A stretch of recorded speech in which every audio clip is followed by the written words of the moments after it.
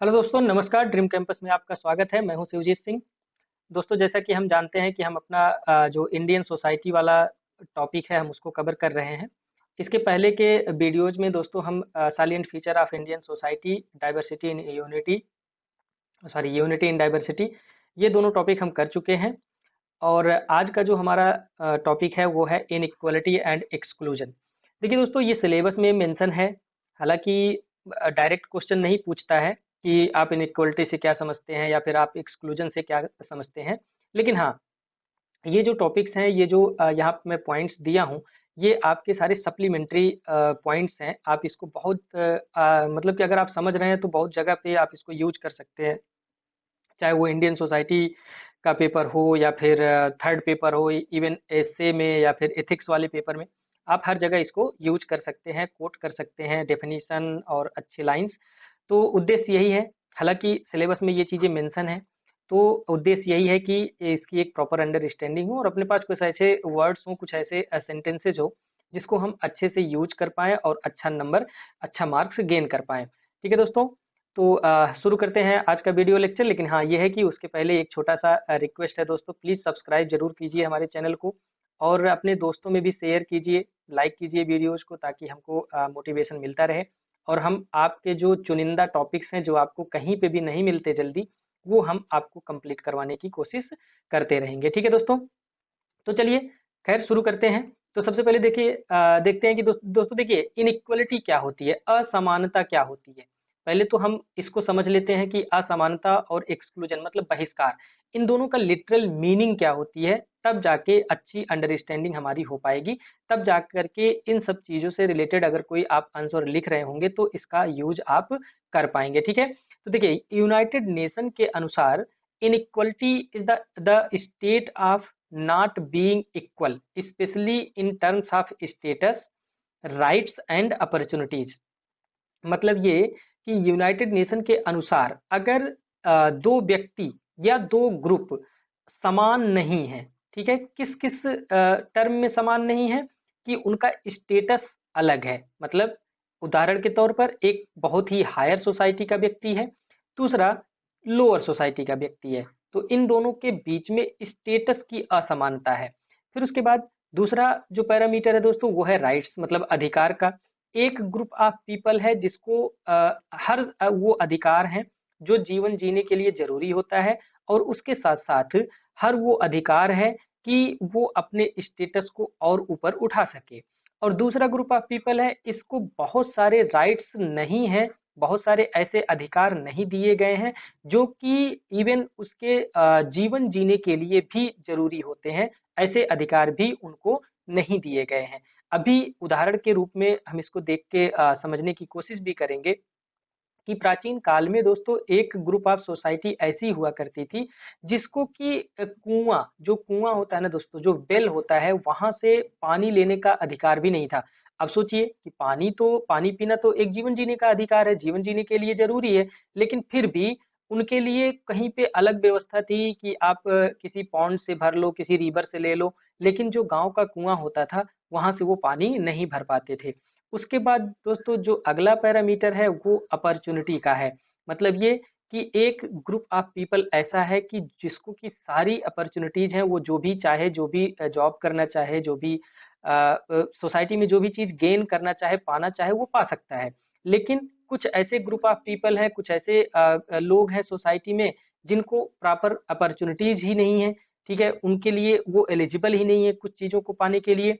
तो अगर इस तरह की असमानताएं, अगर इस तरह के जो इक्वलिटी है वो नहीं है समाज में, तो ये कहा जाएगा कि इस समाज में इनइक्वलिटी लेवल ज्यादा है। ठीक है, अब देखिए, जो इनइक्वलिटी है, जो असमानता है दोस्तों, वो दो तरह की हो सकती है। इकोनॉमिक इनइक्वलिटी हो सकती है और सोशल इनइक्वलिटी हो सकती है। इकोनॉमिक इनइक्वलिटी में आप ये देख सकते हैं कि कोई बहुत ज्यादा अमीर है और कोई है कि जिसके पास वो सारी सुविधाएं हैं कि जो अपने इकोनॉमिक स्टेटस को वो ठीक कर सकता है, और दूसरा ग्रुप ऐसा है कि जो बेसिक नीड्स भी अपनी पूरी नहीं कर पा रहा है, उसके पास धन की इतनी कमी है, पैसे की इतनी कमी है कि उसकी बेसिक नीड्स भी पूरी नहीं हो पा रही हैं।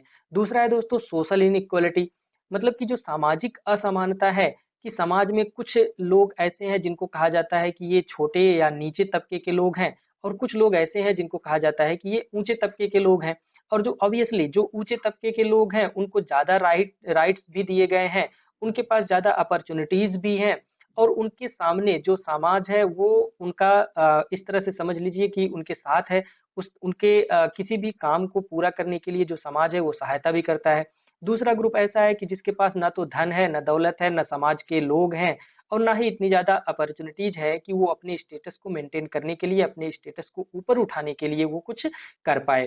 तो जो इनइक्वलिटी है दोस्तों, उम्मीद है कि आपको समझ में आ गया होगा कि इनइक्वलिटी क्या है। और देखिए मुद्दा ये है कि इनइक्वलिटी तो आप हमेशा अपने डेली लाइफ में जानते हैं क्या होता है, लेकिन हमारा प्रयास ये है कि इनइक्वलिटी से रिलेटेड अगर कुछ आए तो आप इस तरह के सेंटेंस को फ्रेम कर दीजिए कि according to the United Nation inequality means not being equal, specially in terms of status, right and opportunities.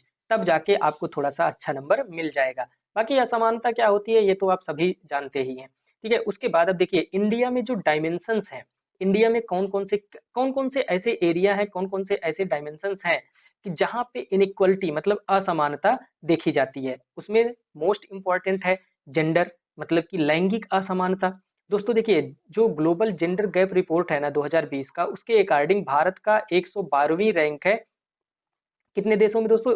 153 देशों में। इसका मतलब ये कि जो जेंडर इनइक्वलिटी है हमारे यहाँ वो बहुत ज्यादा सीरियस है। और जेंडर इनइक्वलिटी होने की वजह से दोस्तों, जो एक जेंडर का लोग है उस मतलब कि इस तरह से पर्टिकुलरली आप समझ लीजिए कि जो महिलाएं हैं, महिलाओं को बहुत सारे राइट्स नहीं हैं, अधिकार नहीं है, और इसकी वजह से उनकी अपॉर्चुनिटीज भी कम हो जाती हैं। और जब इन दोनों का आप ये समझ लीजिए इन दोनों का प्रोविजन नहीं है, ये दोनों नहीं मिल पाते हैं, तो जो उनका स्टेटस है दोस्तों, स्टेटस भी नीचे हो जाता है। तो इसका मतलब ये हुआ कि इतना खराब प्रदर्शन, इतना खराब इंडेक्स का मतलब ये है कि हमारे यहाँ का जो जेंडर गैप है, जो जेंडर इनइक्वलिटी है वो काफी सीरियस है। उसके साथ साथ दोस्तों देखिए, जेंडर वेज गैप भी है। ये मतलब कि जो मेल है वो ज्यादा सेम काम कर रहा है लेकिन उसको ज्यादा पैसा मिल रहा है, और वही काम कोई महिला कर रही है तो उसको कम पैसा मिल रहा है। तो वेज मतलब कि उसकी सैलरी, उसकी तनख्वाह में भी गैप है। कहा जाता है कि जो रिपोर्ट है, जेंडर वेज गैप का रिपोर्ट है आईएलओ का, उसमें ये बताया गया कि जो वेज गैप है वो इंडिया में हाईएस्ट है। Women are paid 34% less than men. मतलब ये कि अगर सेम काम करने के लिए कोई मेल कैंडिडेट है उसको 100 रुपया मिल रहा है, तो इसमें से -34 कम कर दीजिए, तब जाकर के आपको मिलेगा कि जो वही काम कोई अगर महिला कर रही है, कोई फीमेल कर रही है तो उसको दिया जा रहा है। मतलब कि ये 66 रुपया महिला को और 100 रुपया पुरुष को। तो इस तरह का, अब देखिए अब अगर कम सैलरी मिलेगी तो उनकी कम बचत भी होगी, और वो अपनी जरूरतें की चीज जरूरतों की चीजें हैं जो वो भी नहीं पूरा कर पाएंगी। ठीक है, तो इस तरह से फिर उसके साथ साथ women comprise over 42% of the agricultural labour force in the country at they own less than 2% of its farmland. मतलब ये कि 42% जो वर्क फोर्स है, मतलब कि जो एग्रीकल्चरल सेक्टर है इसमें जो काम करने वाले लोग हैं उसमें से 42% लोग ऐसे हैं जो कि महिलाएं हैं। लेकिन अगर इस लैंड की ओनरशिप की बात आए तो केवल 2% भूमि ऐसी ही है कि जो कि महिला के नाम पे है। अब सोचिए कि कितनी भयावह स्थिति है कि ओनर तो पुरुष है लेकिन उस पे काम करने वाले लोग जो है वो महिलाएं हैं। तो इस तरह के, मतलब कि आप ये देखिए ना, सिंपल अगर उस टर्म में देखा जाए तो सारे सेक्टर्स में, चाहे वो एग्रीकल्चरल सेक्टर हो, चाहे मैन्युफैक्चरिंग सेक्टर हो, सर्विस सेक्टर हो, हर सेक्टर में जो जेंडर गैप है वो एकदम पूरी तरह से विजिबल है, पूरी तरह से दिखाई देता है। उसके साथ दोस्तों जो इनइक्वलिटी का अगला डायमेंशन है वो है कास्ट। मतलब ये कि अभी आप देखिए ना, समाज में हमारे कास्ट डिफाइन करता है कि बहुत सारी चीजें ऐसी हैं जो कास्ट डिफाइन करता है कि आप इस कास्ट के हैं तो आप ये चीज एक्सेस कर सकते हैं। अगर आप ये फलाना कास्ट के नहीं हैं तो आप किसी पर्टिकुलर चीज को एक्सेस नहीं कर सकते हैं। मतलब ये कि कास्ट जो है ना, इंडिया में एक आइडेंटिटी है, आइडेंटिटी का आधार है कास्ट। आइडेंटिटी, अपॉर्चुनिटी और राइट्स का आधार है कास्ट। ठीक है, तो कास्ट के बेस पर भी बहुत ज़्यादा भयानक स्थिति है, बहुत ज़्यादा भयानक इनइक्वलिटी देखने को मिल जाती है। Caste is significant factor for the determining access to resources like education, income, health valued by the individuals. मतलब ये कि बहुत सारी सेवाएं ऐसी हैं, शिक्षा है, इनकम है। एक छोटा सा एग्जाम्पल आप लेकर के अगर देखिए, यहाँ पे अगर हम रिलीजन की बात करें तो देखिए यहाँ पे जो सच है दोस्तों वो सच है, इसको कोई अदरवाइज ना ले। देखिए जो अभी भी बहुत सारे ऐसे मुस्लिम हाउस होल्ड्स हैं जो कि अपने बच्चों को मदरसा में भेजते हैं, ठीक है, और मदरसे में उनको चाहे जो भी पढ़ाया जाए, लेकिन आप ये ध्यान दीजिए कि इस मदरसे में हिंदू के लोग नहीं जाते हैं, ना के बराबर जाते हैं। ठीक है, तो इस तरह से आप देखिए कि कास्ट और रिलीजन ये सब सारी चीजें डिटरमाइन कर रही हैं कि आप कोई भी चीज, कोई भी एजुकेशन आप एक्सेस कर पा रहे हैं कि नहीं कर पा रहे हैं। उसी तरह से देखिए रिलीजन, रिलीजन की हमने बात की। Religious identities are significant for an individual's ability to mobilize resources. Same एक उदाहरण आप वहां यहाँ पे भी रख करके देख सकते हैं।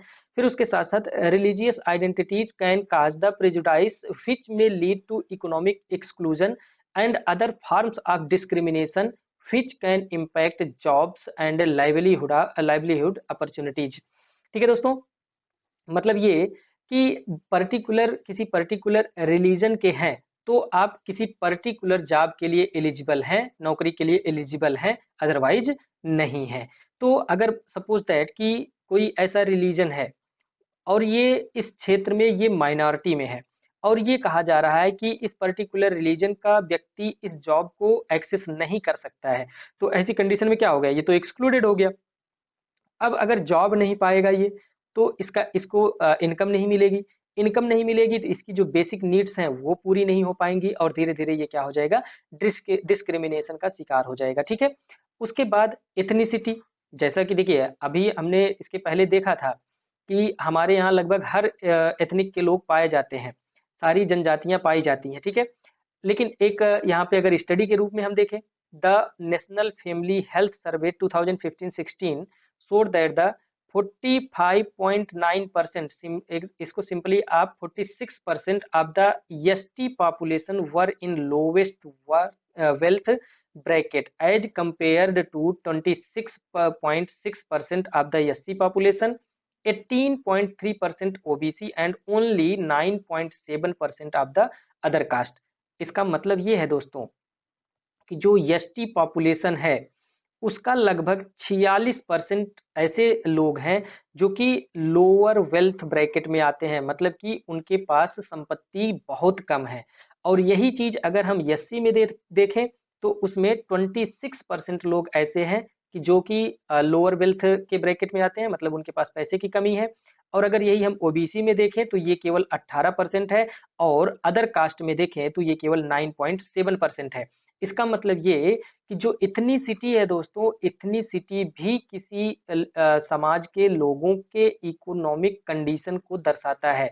मतलब कि आप किसी पर्टिकुलर अगर रेस से बिलोंग करते हैं, किसी पर्टिकुलर इथनिसिटी से बिलोंग करते हैं, तो वही इथनिसिटी आपके इकोनॉमिक स्टेटस को भी बताएगा।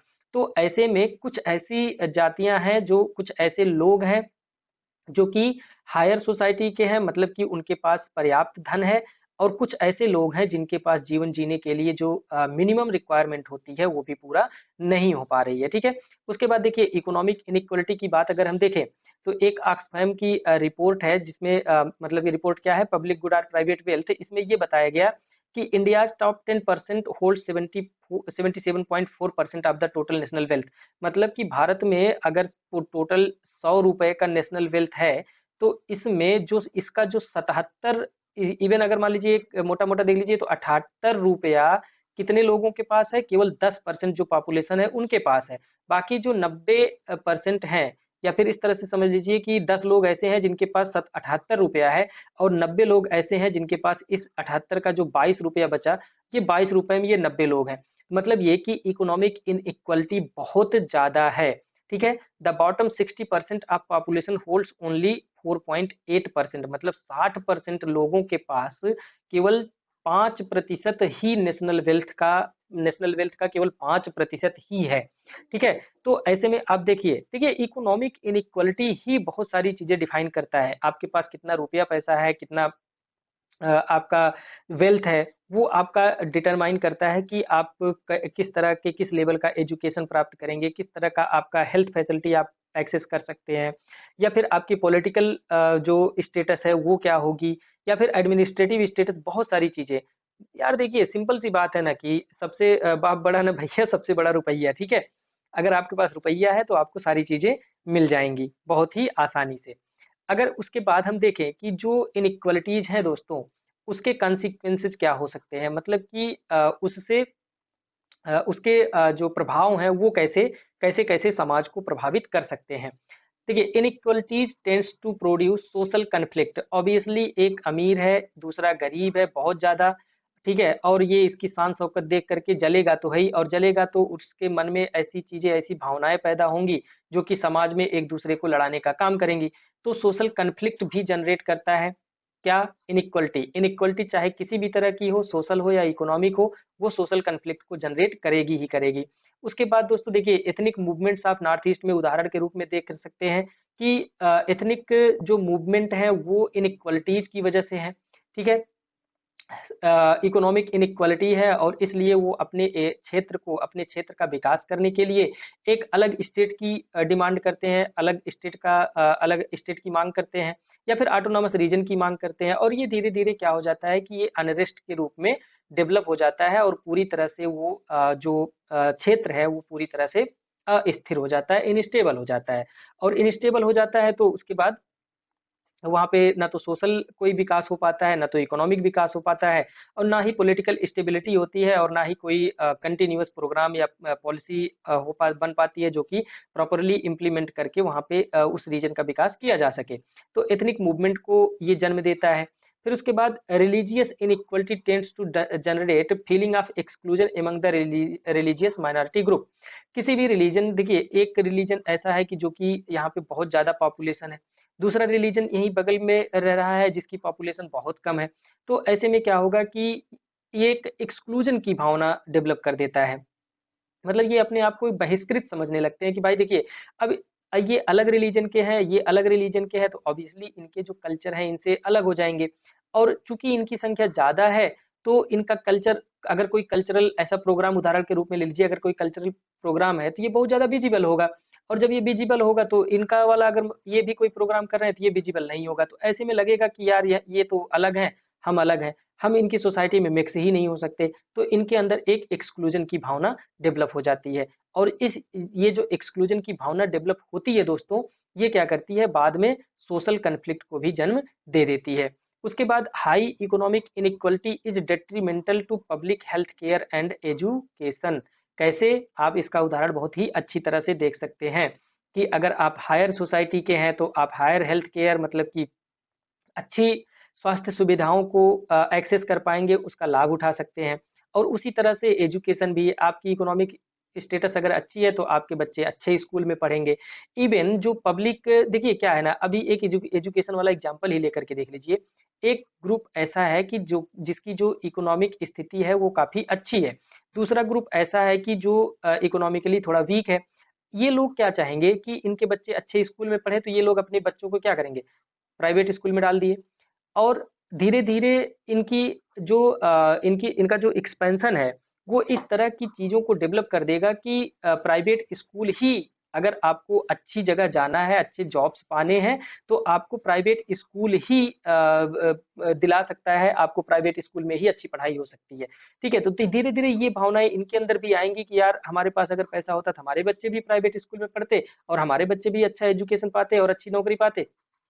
तो अब देखिए इवन यही एजुकेशन सिस्टम गवर्नमेंट भी प्रोवाइड कर रहा है, लेकिन समाज में ऐसी भावनाएं बन गई हैं प्राइवेट स्कूल को लेकर के कि ये जो छोटे कम स्टेटस के लोग हैं, मतलब कि जिनकी इकोनॉमिक स्थिति थोड़ी कम सही है, वो भी क्या कोशिश करेंगे कि अपने बच्चों को प्राइवेट स्कूल में भेजें, जो गवर्नमेंट स्कूल है उसमें ना भेजें। तो धीरे धीरे गवर्नमेंट जो ये प्रोवाइड करवा रही है उसके लिए ये खतरनाक साबित होगा, और ये जो है मरणासन स्थिति में पहुंच जाएगा। ठीक है, तो यही ये कह रहा है कि हाई इकोनॉमिक इनइक्वलिटी डेट्रीमेंटल, मतलब कि जो पब्लिक हेल्थ केयर सिस्टम है और जो पब्लिक एजुकेशन सिस्टम है उसके लिए डेट्रीमेंटल है, मतलब खतरनाक होता है। क्या? High economic inequality. उसके बाद poor development indicators like IMR मतलब इन्फेंट मोर्टेलिटी रेट, एमएमआर मतलब maternal mortality rate, low per capita income, lower education, learning outcomes at school, high rate of population growth can be traced to existing socio economic inequalities. जो इस तरह की चीजें देखने को मिलती हैं, जो सोशियो इकोनॉमिक इनइक्वालिटी है, इसी का ये परिणाम है। मतलब अगर अगर किसी क्षेत्र में हाई आईएमआर है, मतलब कि बच्चे ज्यादा पैदा होते ही मर रहे हैं, तो इसका मतलब ये है कि उनका जो इकोनॉमिक कंडीशन है वो कंडीशन ऐसी नहीं है कि वो इंस्टीट्यूशनल डिलीवरी करवा पाए। और इंस्टीट्यूशनल डिलीवरी के साथ साथ जो डिलीवरी के टाइम पे जो प्रिकॉशन लिया जाता है, जो मेडिसिन चाहिए, जो इक्विपमेंट्स चाहिए, जो डॉक्टर नर्स चाहिए, वो उनको अवेलेबल नहीं हो पाते हैं, और इसलिए उनके क्षेत्र में, उनके रीजन में, उनके केस में आईएमआर ज्यादा हो जाता है। ठीक है, उसी तरह से आईएमआर और एमएमआर भी देख लीजिए, लो पर कैपिटा इनकम देख लीजिए, ठीक है, लोअर एजुकेशन स्टेटस देख लीजिए, लर्निंग आउटकम देख लीजिए, ये सब सारे चीजें किस चीज के रिजल्ट हैं? वो सोशियो इकोनॉमिक इनइक्वालिटीज के ही रिजल्ट हैं। जहाँ पे सोशियो इकोनॉमिक कंडीशन अच्छी है वहाँ पे आईएमआर कम है, जहाँ पे सोशियो इकोनॉमिक स्टेटस अच्छी है वहाँ का जो लर्निंग आउटकम है वो अच्छा है। ठीक है, और इसके अपोजिट जहाँ पे सोशियो इकोनॉमिक इनइक्वालिटीज बहुत ज्यादा है या फिर सोशियो इकोनॉमिक कंडीशन अच्छी नहीं है, वहाँ का लर्निंग आउटकम कम है या फिर एजुकेशनल सिस्टम उतना अच्छा डेवलप नहीं हो पा रहा है। ठीक है, तो ये सब सारी चीजें आप देख सकते हैं, ये सब सारी चीजें क्या है? जो सोशियो इकोनॉमिक इनइक्वालिटीज है उसी का परिणाम है। अब अगर दोस्तों देखा जाए ये कि जो सोशियो इकोनॉमिक इनइक्वालिटीज हैं, अगर उनको दूर करना है तो क्या करना है? दोस्तों देखिए, किसी पर्वत पहाड़ पे चढ़ना नहीं है। जो अभी करंट की सिचुएशन है, जो चीजें हैं ना, उसी में अगर उसी को केवल दुरुस्त कर दिया जाए तो ये जो परेशानियां हैं इनइक्वालिटी का, असमानता का, उसको दूर किया जा सकता है। तो सबसे पहला जो हमारे पास हथियार है वो ये है कि जितने भी कॉन्स्टिट्यूशनल प्रोविजंस हैं दोस्तों, उसको केवल पेपर पे नहीं, ग्राउंड पे लागू करवाने की कोशिश किया जाए। अक्षरशः उसका पालन किया जाए, ईमानदारी से उसको इम्प्लीमेंट किया जाए। जिसका जो अधिकार है वो अधिकार उसको दिया जाए। तो क्या होगा कि धीरे धीरे धीरे धीरे इनइक्वालिटी कम हो जाएगी। देखिए दोस्तों, जब संविधान बना था ना, तो उस टाइम तो बहुत ज्यादा इनइक्वालिटी थी। अभी धीरे धीरे वो सही हो रहा है, लेकिन अगर इसको पूरी तरह से इसके लेटर और स्पिरिट में इसको इम्प्लीमेंट किया जाएगा तो जो इनइक्वालिटी अभी देखने को मिल रही है ये काफी हद तक कम हो जाएगी। उसके बाद सिविल सोसाइटीज जो हैं, हमारे यहाँ एनजीओ हैं, ये सब चीज हैं, या फिर कोई इस तरह का ऑर्गेनाइजेशन है जो सोशल इकोनॉमिक डेवलपमेंट के लिए कार्य करता है, तो उनको प्रमोट करने की आवश्यकता है। हालांकि दोस्तों इसमें गवर्नमेंट का बहुत ज्यादा रोल नहीं है, क्योंकि इसमें जो फंडिंग हो रही है वहां पे गवर्नमेंट मदद कर सकती है। ठीक है, इनको कुछ आइडिया दे सकती है, इनको कुछ एक्सपर्टाइज दे सकती है। उसके बाद जो रोल होता है दोस्तों वो होता है समाज के लोगों का। ये सिविल सोसाइटी जो भी कार्य करती हैं, बहुत देखिए क्या है कि बहुत सारी सिविल सोसाइटी, बहुत सारी एनजीओ या एसएचजी ऐसी हैं जो कि बोलती तो है कि हम पब्लिक काम कर रहे हैं, पब्लिक वर्क कर रहे हैं, लोगों की भलाई के लिए काम कर रहे हैं, लेकिन वो फ्रॉड कर जाती हैं। ऐसे में जो इनकी क्रेडिबिलिटी है समाज में दोस्तों वो क्या हो जाती है? कम हो जाती है, और समाज के लोग इनके ऊपर विश्वास करना बंद कर देते हैं। तो इन चीजों को ठीक करना है। मतलब ये कि अगर कोई सिविल सोसाइटी है और वो प्रॉपर काम कर रही है तो लोगों को उसके कार्यक्रमों में बढ़ चढ़ के हिस्सा लेना चाहिए। ठीक है, उसके बाद जो अगला इंपॉर्टेंट हथियार है हमारे पास, जो अगला एक तरीका है वो है विमेन एम्पावरमेंट का। देखिए अभी ये टॉपिक है कि विमेन एम्पावरमेंट मतलब कि महिला सशक्तिकरण कीजिए। सशक्तिकरण का मतलब ये होता है कि महिलाओं को फ्रीडम ऑफ चॉइस, एक अगर आसान भाषा में कहा जाए, मतलब ये कि उनको चुनने का अधिकार हो कि वो कौन सा प्रोफेशन परस्यू करना चाहती हैं, या फिर वो कौन सा एजुकेशन लेना चाहती हैं। इस तरह के अधिकार अगर उनको दिए जाएं, अपने मन से, अपने पैशन के अकॉर्डिंग, अपने इंटरेस्ट के अकॉर्डिंग अगर वो अपने काम कर रही हैं, तो ये बोला जाएगा कि एम्पावर्ड हैं। और उसके साथ साथ अगर उनकी स्थिति, अगर उनका सिचुएशन किसी भी पारिवारिक मैटर में, पॉलिसी वहाँ की जो भी पॉलिसीज बन रही है उस परिवार की, जो भी डिसीजंस लिए जा रहे हैं, अगर उसमें वीमेन का उतना ही रोल है जितना कि उसके मेल काउंटर पार्ट का है, तो फिर समझा जाएगा वीमेन एम्पावरमेंट हो रहा है। देखिए वीमेन एम्पावरमेंट कर करके हम केवल जेंडर गैप का जो हमारा जेंडर गैप इनइक्वालिटी है उसी को हम नहीं भरपाई कर पाएंगे, बल्कि जो इकोनॉमिक इनइक्वालिटी है दोस्तों उसको भी हम भरपाई उसकी भी भरपाई हम कर पाएंगे। कैसे? देखिए अभी अगर मान लीजिए एक उदाहरण मोटा मोटा एक हाइपोथेटिकल की, अगर मान लीजिए 50-50% है किसी समाज में पॉपुलेशन, ठीक है, 50% महिलाएं हैं, 50% पुरुष हैं, और इस 50% पुरुष में से मान लीजिए कि 40% पुरुष ऐसे हैं कि जो कि काम कर रहे हैं, ठीक है, और यहाँ पे एक ग्रैंड टोटल है कि 100 रुपया कमाना है। तो मान लीजिए ये कार्य करके 100 रुपए कमा रहे हैं, और इस 50% महिलाओं में से जो फीमेल कैंडिडेट हैं इसमें केवल 5% लोग काम कर रहे हैं, ठीक है, तो ये 40% लोग कमा के ला रहे हैं 100 रुपया। अब सोचिए कि ये जो 5% लोग हैं ये केवल मान लीजिए 5 रुपया कमा रही है, तो ये 105 रुपया टोटल इनकम हो गई। लेकिन अगर इसी 50% का, अभी यहाँ पे 40% है, 40% छोड़ दीजिए, अगर इनका 20% भी लोग कमाने लगे, पैसा कमा के घर पे ला रहे हैं, तो ऑब्वियसली जो ये 105 रुपया था ये कितना हो जाएगा, ये आप मान के चलिए कि 125 रुपया, 130 रुपया हो जाएगा। तो इस तरह से जस्ट अ मिनट दोस्तों, लाइट चली गई, ये एक समस्या है, सॉरी दोस्तों, लाइट चली गई थी। चलिए, तो हम लोग बात कर रहे थे कि जो वीमेन एम्पावरमेंट है इसकी बहुत ज़्यादा आवश्यकता है अगर हम इनइक्वालिटी को कम कर रहे हैं, कम करना चाह रहे हैं। तो उसके साथ साथ दोस्तों इंक्लूजन ऑफ रिलीजियस माइनॉरिटीज, जो रिलीजियस माइनॉरिटीज हैं उनको भी प्रॉपर जितना जो भी उनका अधिकार है, जो भी उनके राइट्स हैं, अपॉर्चुनिटीज हैं, उनको प्रोवाइड करवाया जाए, ताकि जो मेजॉरिटी के लोग हैं उनके बराबर अपना वो भी इकोनॉमिक चीज़ें एक्सेस कर पाएँ।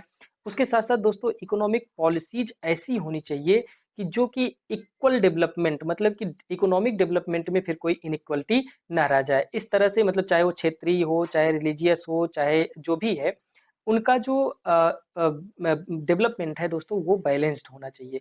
फिर उसके बाद ऑब्वियसली एम्प्लॉयमेंट जनरेशन, हर किसी के लिए रोजगार अगर है तो वो समझ लीजिए कि समान रूप से डेवलपमेंट होगा और इनइक्वालिटी उनकी कम होगी। उसके साथ साथ दोस्तों प्रोग्रेसिव टैक्सेस, मतलब कि जो हायर इनकम के लोग हैं उन वो ज़्यादा टैक्स दें, जो लो इनकम के लोग हैं वो कम टैक्स दें। तो इस तरह से असमानता को कम किया जा सकता है। दोस्तों अगला जो हमारा टॉपिक था इनइक्वालिटी के साथ साथ एक्सक्लूजन, मतलब बहिष्कार। कुछ लोग ऐसे होते हैं कि उनको समाज से बहिष्कृत कर दिया जाता है, कि मतलब बहुत सारी चीज़ें ऐसी होती हैं जो वो एक्सेस नहीं कर सकते, बहुत सारी जॉब्स ऐसे हैं जो वो कर नहीं सकते, तो इन सब चीज़ों को हम एक्सक्लूजन बोलते हैं। अगर हम इसको सेंटेंस के रूप में देखें तो exclusion is a process by which individuals or household experience deprivation either of resources such as income or of social links to wider community or society। आसान भाषा में कि एक्सक्लूजन ये एक ऐसा प्रोसेस है जिसमें कोई एक ऐसा व्यक्ति है, ठीक है, कोई ऐसा व्यक्ति है या फिर उसका पूरा घर ही है कि जो किसी भी चीज की कमी का अनुभव करता है। मतलब कि यह जो ग्रुप है, ये जो इंडिविजुअल है, यह जो व्यक्ति है, ये कुछ ऐसी चीजें हैं जिसको ये प्राप्त नहीं कर सकता है, चाहे ये कोई रिसोर्स है, चाहे कोई ये संसाधन हो सकता है दोस्तों, या फिर संसाधन के अलावा कि जो सोशल लिंक है, मतलब ये कि जो बड़ी कम्युनिटी है, ठीक है, ये अपने आप को उससे डीलिंक्ड, मतलब ये डीलिंक्ड अपने आप को महसूस करता है कि मतलब हम इनके बराबर नहीं है, हम इनके साथ नहीं रह सकते, ठीक है। तो ऐसी चीजों को हम क्या बोलते हैं, एक्सक्लूजन।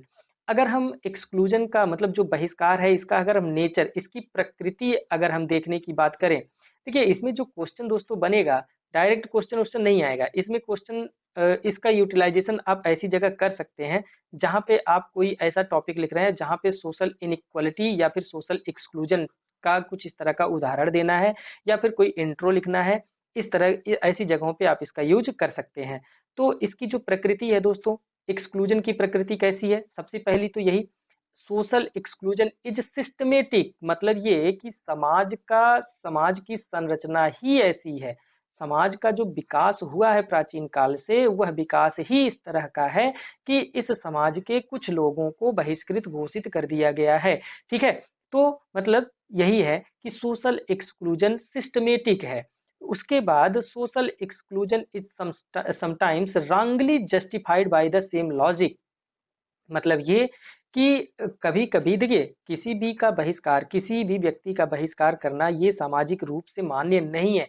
किसी भी समाज में इसको एक्सेप्ट नहीं करना चाहिए। लेकिन कभी-कभी इस एक्सक्लूजन को ही लोग जस्टिफाइड कर देते हैं। कैसे जस्टिफाई कर देते हैं, उसको प्रमाणित कर देते हैं, कोई ऐसा लॉजिक दे करके। जैसे it is said that the excluded group itself does not wish to participate. कभी-कभी आप सुने होंगे कि समाज के कुछ लोग ऐसे हैं जो ये कह रहे हैं कि ये जो व्यक्ति है ये खुद नहीं चाहता कि हम आपके साथ रहें। ऐसी स्थिति में इसका एक्सक्लूजन होना ही अनिवार्य है, एक्सक्लूजन होना अनिवार्य है। हालाँकि ये सही तो है नहीं, कोई भी व्यक्ति क्यों एक्सक्लूडेड रहना चाहेगा? अगर आप चाहते हैं कि आप अच्छे समाज में रहें, अच्छे लोगों के साथ रहें, सबके साथ मिल-जुल के रहें, तो आप क्यों एक्सक्लूडेड होना चाहेंगे? तो ये तो गलत लॉजिक है। ठीक है? The truth of such an argument is not obvious when exclusion is preventing access to something desirable. देखिए, अगर ये कहा जा रहा है कि ये व्यक्ति खुद चाह रहा है कि हम एक्सक्लूडेड रहें, लेकिन कोई ऐसा रिसोर्स है, कोई ऐसा मतलब मान लीजिए कुआँ ही है और वो पानी लेना चाह रहा है, यहाँ के सारे लोग आकर के पानी लेके पी रहे हैं, लेकिन ये व्यक्ति इस पानी को एक्सेस नहीं कर पा रहा है। क्यों? क्योंकि ये एक्सक्लूडेड है।